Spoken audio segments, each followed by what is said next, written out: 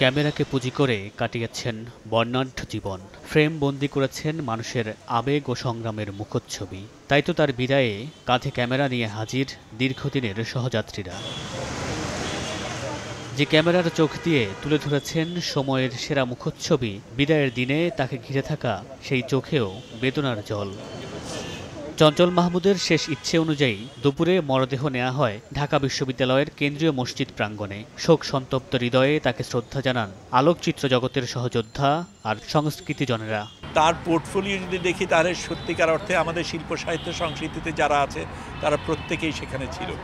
অথচ তারপরেও কিন্তু এই মানুষটা যখন শেষ সময় যখন এত বিপদে ছিল তার পাশে খুব বেশি মানুষ ছিল না। আমরা যাদের সাথে কাজ করি, যারা আমাদের কাছে আইকন ফটোগ্রাফার হিসেবে, আসলে তারাই ওনার হাত ধরে আসা। বাদ জোহর নামাজে জানাজা শেষে মরদেহ নেওয়া হয় বনানী কবরস্থানে। সেখানেই চিরনিদ্রায় শায়িত হন দেশ বরেণ্য এই আলোকচিত্র শিল্পী। মামুনুর রশীদ পনেল, সময় সংবাদ, ঢাকা।